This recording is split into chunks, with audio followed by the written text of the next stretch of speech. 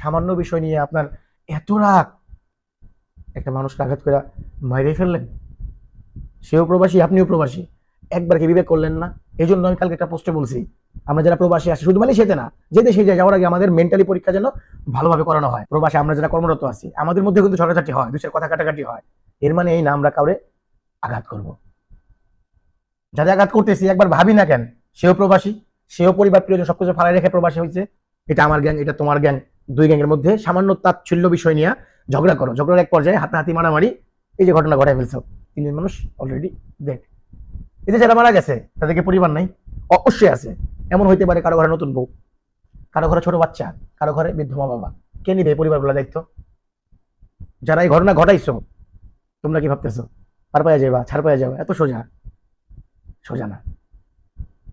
যারে মারলা সে তো মারাই গেছে, আর যারা মারলা তোমরাও মরলা, কেউ ছাড় পাইবা না। দেশের প্রচলিত আইন অনুযায়ী এটার শাস্তি যে কতটা ভয়াবহ টের পাইবা। নিজের ক্ষতি করলা, দেশের ক্ষতি করলা। হাজার হাজার লক্ষ লক্ষ বাংলাদেশি মালয়েশিয়াতে কর্মরত, প্রত্যেকটা বাঙালির উপরে আঙ্গুল তোলার একটা স্কোপ তৈরি করে মেন্টালি ঠিক করবা। রাগ অভিমান জিত, বিমানে ওঠার আগে দেশে ছুটে আসবা। প্রবাসী আসলে অনেক ধরনের কথা শুনতে হবে, মালিক পক্ষের কথা শুনতে হয়, সুপারভাইজারের কথা শুনতে হয়, ম্যানেজারের কথা শুনতে হয়, মানসিক প্রেশারে থাকতে হয়। আমরা বুঝি, তার মানে এই না যে কেউ যদি একটা কথা বলছে হাতের সামনে যা পাইলাম দিয়ে দিলাম, সে বাস্তব মূল্য দেখার বিষয় না। অ্যাক্সিডেন্ট হইতে সময় লাগে না, হয়ে যাইতেই পারে। সো কেয়ারফুলি সবাইকে বেশি করে শেয়ার করে দিবেন। তা শেয়ারে হয়তো নতুন করে যারা প্রবাসী চিন্তা ভাবনা করতে, তারা যেন অন্তত এই কথাগুলো শুনতে পারে, বুঝতে পারে। এজ এ প্রবাসী হিসেবে কেউ যেন অন্য একটা প্রবাসীর গায়ে কখনোই হাত না তুলে, কারণ সবারই পরিবার আছে ভাই। একটা মানুষের সাথে একটা পরিবার জড়ানো। আজকে আমার যদি কিছু হয়ে যায়, আমার পরিবারে কি দেখবে? 2 দিন 3 দিন 4 দিন 5 দিন সবাই মায়া কান্না করবে, এরপরে সবাই ভুলে যাবে। টাকা দিয়ে সবকিছু পাওয়া যায় না, আবার টাকা না হইলেও শখের জিনিসগুলো কিন্তু কেনা যায় না।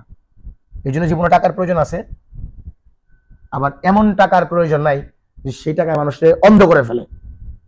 প্রবাসী কর্মক্ষেত্রে আমার ওভার টাইম আছে, আমাদের গ্রুপের ওভার টাইম আছে, আর গ্রুপের ওভার টাইম নাই। নাই নাই, রিজিক এই যে কাছে দিতে হবে। উপরওয়ালা রিজিকের মালিক।